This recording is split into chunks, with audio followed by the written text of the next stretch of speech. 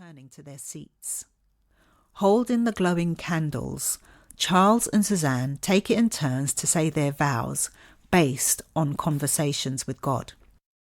I will use this marriage as an opportunity for mutual growth, full self-expression, and for ultimate reunion with God through the joining of our two souls.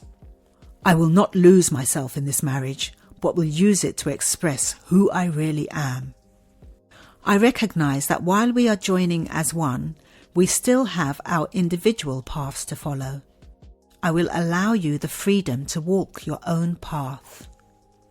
The test of our relationship will not be how well I live up to your ideas, but how well I live up to my own ideas. Who am I being? I will not impose my will upon you or try to manipulate your mind. I promise to give you my love and energy without expecting the same in return. I will always remember that whatever I do to you, I do to myself, and whatever I do for you, I do for myself. As they gaze into each other's eyes, the crowd's attention is diverted by the flicker in the candle's flames.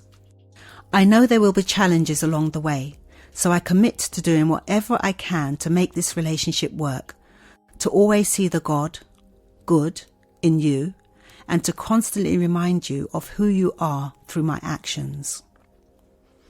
I will remember that winning or losing is not the test, only loving or failing to love. In any challenging situation, I will always ask myself, what would love do now? When they had finished making their vows to each other, they simultaneously light the large pillar candle, then blow out their individual candles, symbolizing two become one. Micah and Elijah present the rings. Charles takes the first ring from Elijah and places it on Suzanne's finger.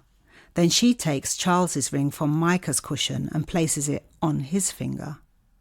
The priest announces, "You are now husband and wife." As Charles kisses his bride long and slow, their guests stand up again and applaud. Before they leave the altar, Elijah places a traditional African broom on the ground in front of them, and they jump the broom together.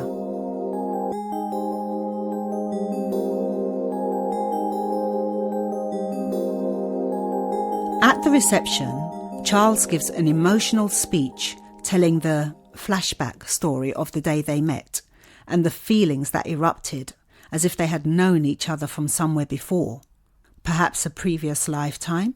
He shares how every time they split up and got back together, it always felt like coming home. When they discovered they were twin souls, everything made sense. He tells them about the night he made the decision to marry Suzanne, the night she danced for him. He says he's proud to have inherited two wonderful sons like Micah and Elijah, and that he will continue to do his best to be a good role model for them. He addresses Maria personally, thanking her for blessing him with a beautiful daughter, and asks her to forgive him for following his heart, saying he's praying that God will provide the perfect partner for her too. Tears stream down Maria's face as he speaks to her heart to heart. Even Suzanne is finding it hard to hold back the tears. Little Ebony leaves her seat and approaches her father, who scoops her up into his left arm. Holding the mic with his right hand, he continues with his speech. I want to thank you all for coming out here and sharing this special occasion with Suzanne and myself and making today such a beautiful day. To all you single women, keep visualizing yourself with your perfect partner. Think about what you want, not what you don't want in a relationship. And then ask yourself, if that man came along, would I be the type of woman he's looking for? Use your single time to develop yourself and prepare for your mate. And men, raise your consciousness levels. There are many queens out there waiting for their kings. They need you, and you need them. Find each other. He sits down to a resounding applause with Ebony on his lap. When everything settles down again, Suzanne stands and walks to the centre of the dance floor.